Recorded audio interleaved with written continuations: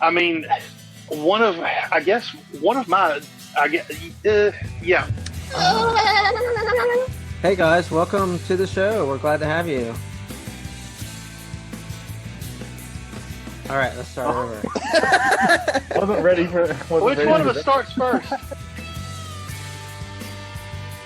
Hey everybody, who's ready? Miss Piggy's ready for the interview today. Hey everyone, and welcome to The Inside, a podcast where we get into the extraordinary minds and experiences of everyday people. I'm Jay, and with me as always is Adam. Hey Adam, how's it going? Hey.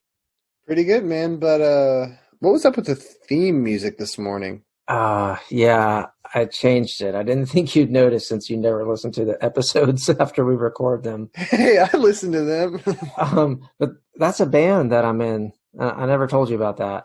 What? Yeah, it's my band. It's called Arnold Hill. That sounds like a terrible name. I'm just kidding with you, man. But it is the guys that are our guests today, and they're in a band called Arnold Hill. Oh, I mean, do we really need them? I feel like we could be in a band. Us, a band? Are you kidding? Yeah, I mean, it doesn't seem too hard. Like, what would you want to play? Okay. I have thought about if I was in a band what I would play, and I would make an instrument. I would have to make it, but I would make an instrument, and then I would name it, which I usually am against naming things, but I would name it, and I would call it The Thing. And it would have like five instruments on it. 5 instruments? You can't even do that, man. I heard Mike from Arnold Hill already plays that, and I'm 100% confident that he's way better at playing it than you. All right. Well, then fine. I'm going to quit the band. I quit. So now I guess you are a band. Hey everyone, welcome to The Inside. It's just me now that Jay quit. I didn't quit the podcast, man. I just quit the stupid band that you're in. You should quit the podcast. Well, seriously, I'm sure that being in a band is a ton of fun, but also probably just like this thing that we do, it's a lot of hard work. So I'm ready to hear what it's like to be in a band. Yeah, me too. Why don't we take a break? You can play with your thing. I mean the instrument, of course. And you can go get caught up on actually listening to our shows.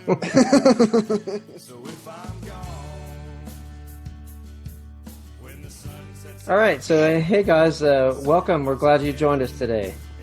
Yeah, thanks for having us. What's up? So y'all are in a band together. Just tell us who you are and what instruments you play. I'm Sam, and I play the bass. I'm Mike. I play guitar. And I'm Heath, and apparently the other two didn't fail to mention, but we all sing. So there's that. Oh yeah, there's that too. Well, tell us about the band name and where that came from. So Arnold Hill is actually the name of a road in Silva, North Carolina. And on that road, Mike and I lived together for like 7 years. During that time, we had a lot of colorful memories, which we thought was appropriate to kind of have this band be in tribute to that, since that's kind of where the three of us really got together to play music. So just to be clear then, like there's no guy named Arnold in the band, right? No, that's that was like Sam was saying, that was the road name. Yeah, honestly, I love bands who have a it sounds like a name of a guy who should be in the band, but it's not at all. There was a band I followed in the 90s and 2000s called Dylan Fence, and it had nothing to do with anybody named Dylan or anything. I love that. Well, I think we should take a listen to one of y'all's songs you made, since you told us all about the creation behind where you wrote some of these songs. Heath, why don't you tell us a little bit about one of these songs you guys wrote? Yeah, so the song you're going to hear is called Molehill, and it's written about a girl, as a lot of songs are. And I wrote the lyrics. Mike and Sam wrote the instrumentation part. just all kind of worked together and came out to be one of our favorite songs and a closer for every show that we play. Sweet. Let's give it a listen.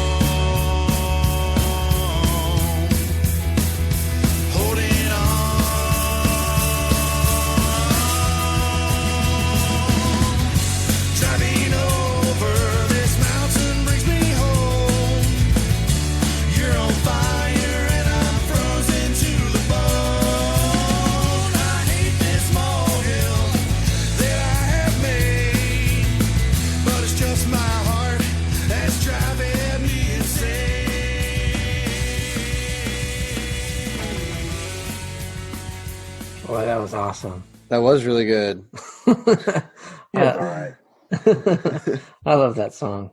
Sam, how did y'all meet anyway? You were talking a little bit about you guys living together for 7 years. I don't know if that's normal or not for band members. So that was Mike and me, and we met at Western Carolina University, just kind of by happenstance with an organization that we were trying to start up at the time, and we just became really close. Found a common love with bluegrass music, and staying up way too late to play that. And then as we were in Western for an elongated period of time, we were fortunate enough to meet Heath at the Wesley Foundation, where he came in, and we were already kind of had a musical thing going, and we were told by a mutual friend at the time that Heath knew how to play drums, and immediately got him on board with that. Turned out he really did. Yeah. Yeah, So Arnold Hill was actually the first band that Sam and I were in together, even though we had been best friends for 5 years at that point, playing music, living together. And it's funny, the first show that Sam and I played with our respective bands at Western Carolina, I was in a bluegrass band and he was in this alternative band, and we both played the same open mic night for our first show. And then your eyes met, right? Yeah. And then we both fell head over heels. You guys have been playing a long time. Heath, how long have you guys been playing together? We have been playing music together, honestly, for about 10 years now. We started with the Wesley worship band and the early iterations of Arnold Hill. But we took some time off a few years ago to focus on more of ourselves and our careers, and the other band that was taken off for a while. But we seriously started focusing on Arnold Hill about 3 years ago, and that was when we started writing more, playing more, and decided that this is what we love and wanted to do. If people get a chance to catch you guys live, you can really see you guys, like, every one of you is the front man. You know what I mean? Like, no, everyone's bumping fronts. except for Heath, who sits in the back. But like, you can see you guys like looking at each other, and like Heath is like, I would call him like the Joker back on the drum set. Like, he's always laughing at stuff, or like he's looking at somebody and like just making eye contact with somebody and laughing. And then Mike's always looking at Sam because Mike sometimes doesn't know when to end the song. And that's right. Just questioning like kind of what's going on, because it's just one big family, one big triangle, and we have a good time, and we want the people who watch and listen to us, either recorded or live, to know that we're having fun. Well, it's really evident when you guys are playing. So thank you. I know it was a long progression, but how did you guys settle on your instrumentation? Let's just say that with Buchanan Boys, I was taking 5 instruments to a show with me because I had this setup called The Thing, and it had a keyboard, a dobro, a steel guitar on the stand, and then on one side was a guitar, and on the other side was a mandolin, and I would be swapping between all of these instruments for the whole show, and it was a lot of fun. I had a little dance going on, if you will. The only time I ever looked smooth on stage, but man, taking all that stuff and keeping it up, keeping it on stage and keeping it set up, that was tough. I can literally show up to a show with my guitar, and that's all I need because I even have something to plug into that I don't even need an amp. For a 3-piece, it works out wonderfully. And like I said, guitar is kind of my OG. That's what I'll always go back to. Well, and Mike saying that now he's in a place where he can just bring one instrument and one amp. That's kind of the story of my life as a bass player. When you're just such a talented person, one of each is just all you need. No. So the thing is these guys have really only ever known me as a bass player.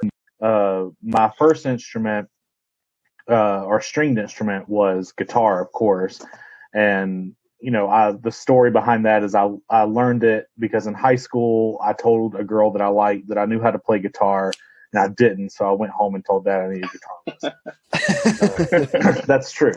But then in my senior year in high school, I was approached by some of my friends who had this like really crappy band, but they didn't have a bass player. And one of my friends asked, like, "Hey man, you know how to play bass?" And I was like, "No." He's like, "It's just first 4 strings on guitar." And I was like, "All right." And then it stuck. I love bass. I think it's so much fun. I started playing drums in middle school, I guess, because I had a friend of mine who wanted to start a band, as you do in middle and early high school. And he was like, "I'm going to play guitar." And he was like, "I need a drummer." And I was like, "Well, I've always wanted to play drums and not this stupid trumpet. No disrespect to trumpet players. But that's how it happened." And then it just started for a long time. I played in middle school, high school. I marched in indoor percussion and marching band. I came to Western playing drum set for the Pride of the Mountains marching band. Go Cats. And it just led one thing to, so I've been playing drums collectively for 16, 17 years or so. And I can't play anything else. You guys have referenced the Wesley Foundation a couple times, and that's where I met you, and that's kind of the thing, the thread that we all have in common here. But you guys played music there. It's a campus ministry, I'd say. The tagline there is a place where like everybody's welcome, right? Just come as you are. Doesn't matter. Absolutely, they let me in.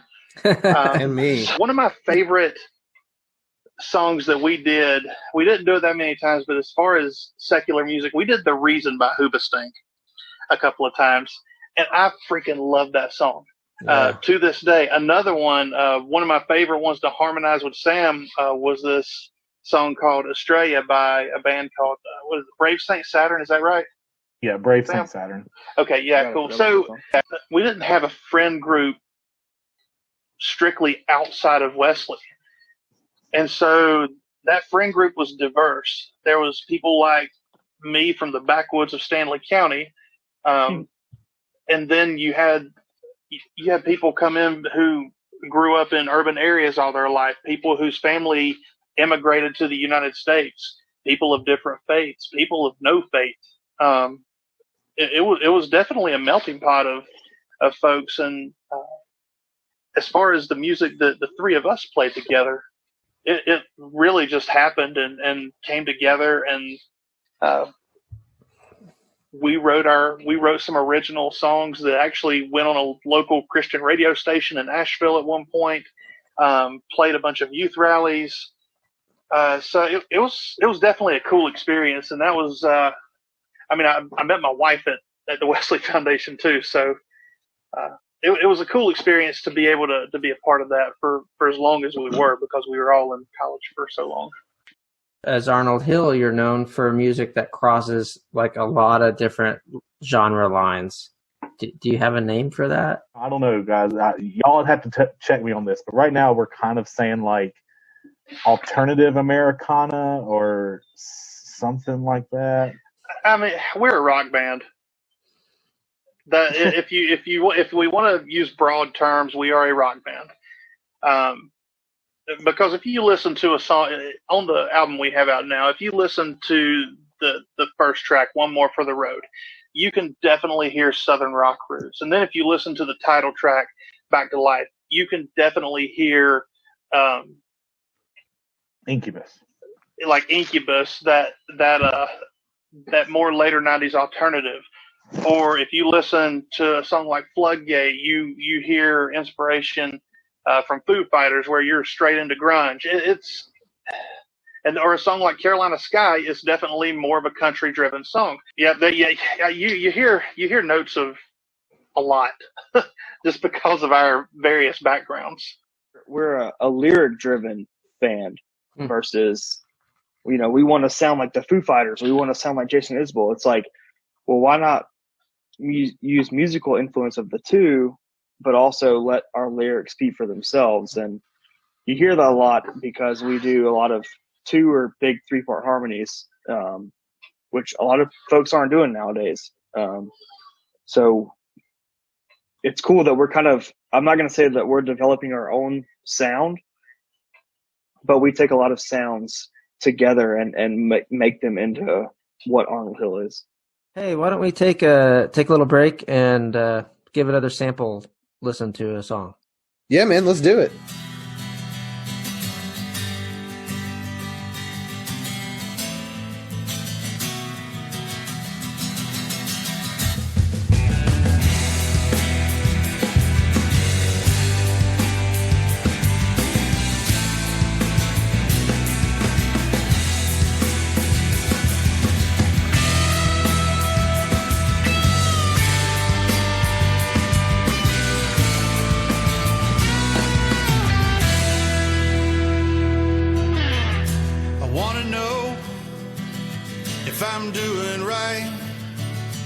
Can't sit and wait another day.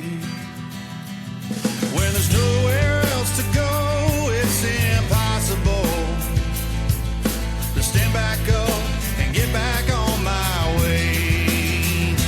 Take me back to the highway. Get me out of this place that I don't know. I'm ready to get out this place I'm in, after I have one more for the road.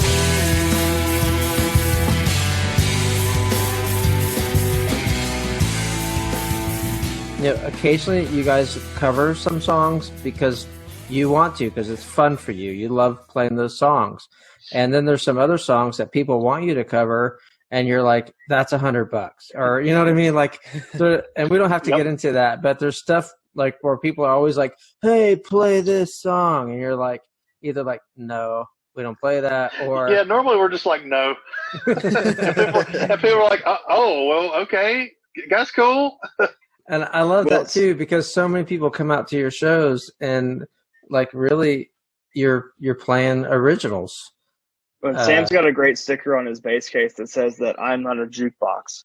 We're there to play a show that we have set up, that we have, orchestrated for the listener, and we can maybe squeeze a couple in, but we're not a jukebox. So, right. If you want to hear jukebox, then go to Waffle House. You know what I mean?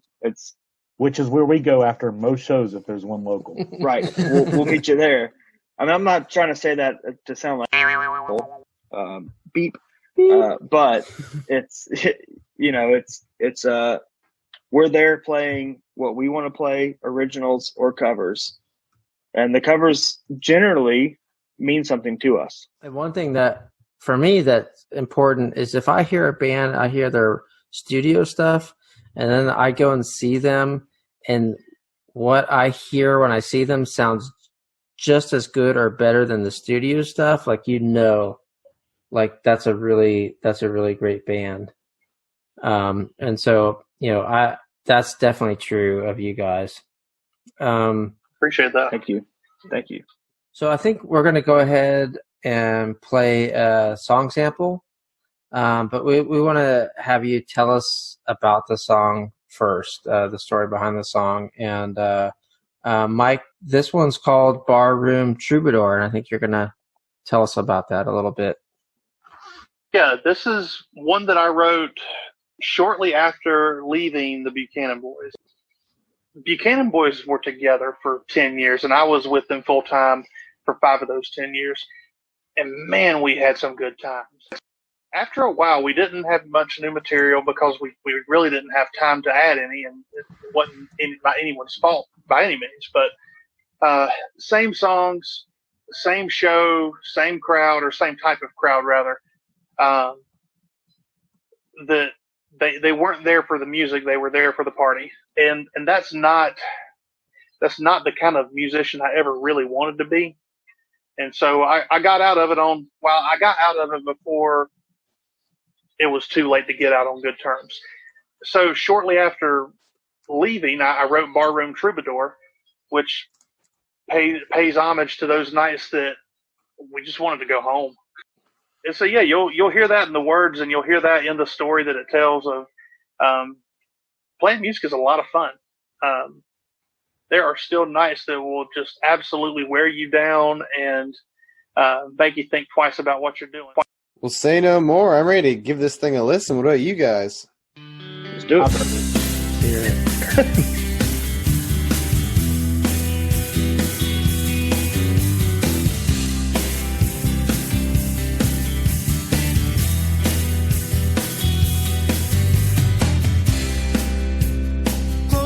Time echoes through an empty room. The seconds feel like years and years across my aching soul. Another night ends up on the same old bar stool. They say I'm young, so why do I feel so damn old? It's getting old.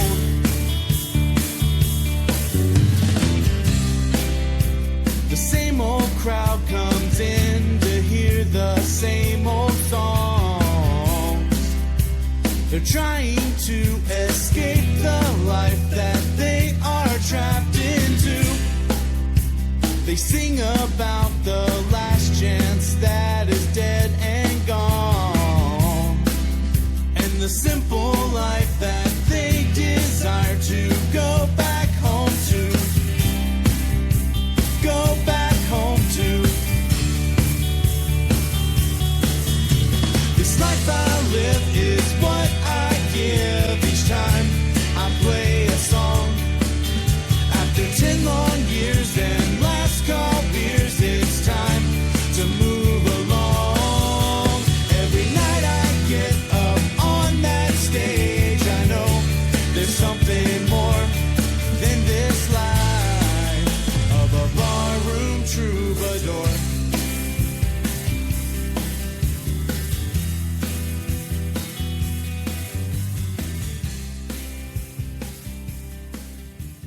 Well, you were right about that, guys. I like the Hot dog roll. I like the message it brought.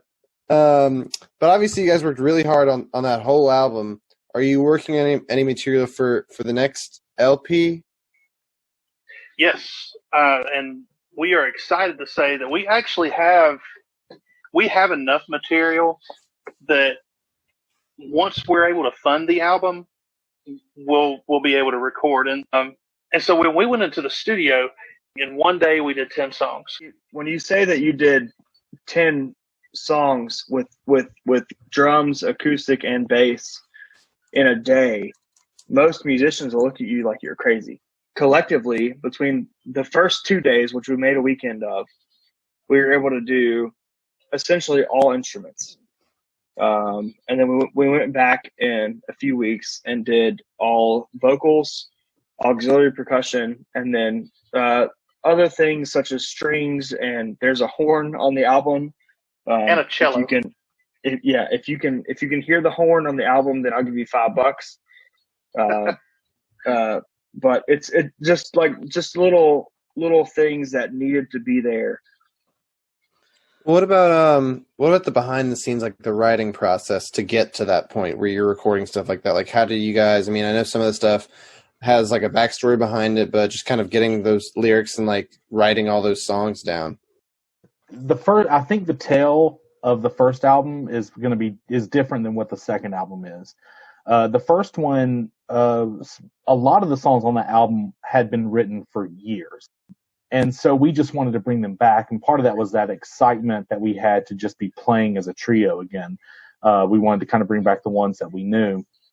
And then the way like the new album will look is all these songs are relatively fresh. They've all been written within the past, 6 months or so, specifically with coronavirus and us not having the ability to play live shows.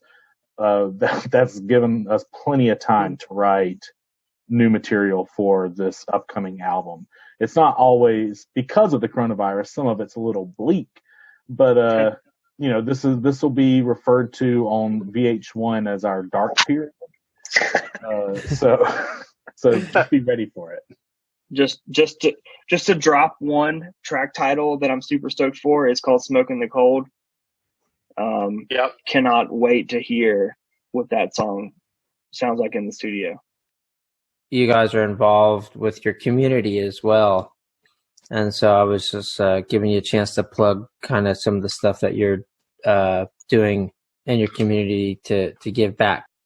We're in love with the places where we live. I mean, we all live within, Heath and I live 5 minutes away from each other, but with Mike, we live, 25 minutes away, and we're in love with the mountains and the communities in which we live.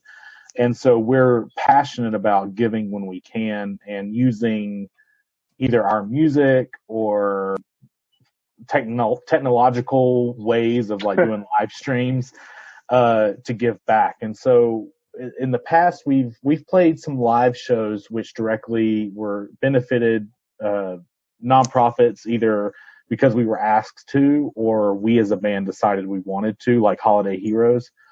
We wanted to raise money for that. And then most recently, we did 2 live streams, one of which all the donations went to the community table in Silva and the Giving Spoon in Bryson City. And that one we raised $700 for, which was pretty amazing. And then the second live show we did, our live stream show, it went to fund graduation gifts for kids who were exiting foster care, who had just graduated high school and needed, gifts to get them on their way into adulthood. So we're all about that. We all have giving hearts, and Mike and I work in mental health. Mike used to work in mental health, and Heath has mental health. And so like, we're really good mental health, right? Yeah. There's no such thing as a bad mental health. And so, but no, seriously, like we feel like it's our duty to be positive and active members of our communities, because we have no plans of going anywhere anytime soon. So right. Might as well try to make it as good as it can. Yeah, one of my highlights of last year was playing a show at the paper mill in Silva, North Carolina, where we raised a bunch of money for kids who needed the money more than we did, right? So we, like we said earlier, we have our full-time jobs, we have our paychecks, that kind of stuff. So for us to be able to use this talent that we have to give back is, I love it. I love doing it. It's some of my favorite shows have been the ones where we play for our community. And the more we can continue to do that, the better. So. Yeah, that's really selfless of you guys. But on a much more selfish kind of note, where can people find your music, your social media? They can like find you guys live, hear more about what y'all are doing and stuff like that. Yeah, so we are on Facebook and Instagram at Arnold Hill Band, and we are also on Spotify and iTunes. Or I guess it's called Apple Music now. I don't know. I use Spotify all the time, and Amazon, all that, Google Play, all that kind of good stuff. Just search for Arnold Hill. We're on there. We are not called Arnold Hill Band. I just want to make that clear. Everyone needs to remember we're not Arnold Hill Band. But while you're at it, go to arnoldhillband.com. Yeah. Yeah, it's you know what? Hey, if you love us and you care about us and you refer to us as Arnold Hill Band, then we'll get over it. Right, Mike? Yes. Why not? See? Well, anyway, I think that's all we got for you today. But thank you guys a ton for coming on with us. Yeah, thanks for having us, man. Thanks for hosting This us. was a lot of fun, for sure. Yeah, it has been awesome. Really. All right, well, we'll catch you guys later, all right? See ya. All right, if you say Appalachia, I'll throw an apple at you. Yeah. I didn't say it. It wasn't me. Close the door to a future burning bright. Well, Adam, that was really great talking to those guys. I love how they are, first of all, driven from the fun that they have together. But also, I really like that they give back to their local community, and that's a big priority for them. Mm-hmm. And then I also hope that Mike will bring back the Thing one day so I can play and shred it up with them, and they'll never regret it. I think you mean they'll always regret it. Yeah, I'm sure. I really enjoyed hearing like that chemistry and that passion between them. It's kind of like this show where they haven't really put all their time into it, but they put a lot of time into it. Like they still have all their day jobs and stuff. So it's just really impressive to me that they keep at it, even though they know making it to the top isn't a big priority for them. But most importantly, you can just tell they enjoy making music with each other, just like we like making this together. What, you kept your day job? I quit to do this thing. We're rolling in cash, aren't we? This is all I'm doing, man.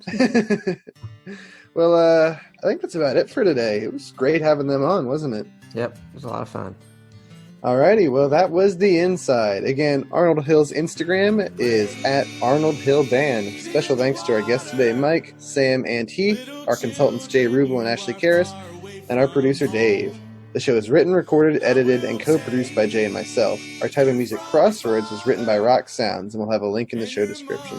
Our title music was performed by Keith Richards, and we'll have more episodes coming soon, so make sure to take a listen to us wherever you get your podcasts. Follow us on Instagram at The Inside Podcasters, or shoot us an email at theinsidepodcasters@gmail.com. It's good. You solid? I like it. Me too. You? Yeah. Yep. Yep. Like it? Yep. We're just one-take wizards. Playing music is a lot of fun. There are still nights that will just absolutely wear you down and make you think twice about what you're doing. Hey, we need to start this over. My dog's being a bitch.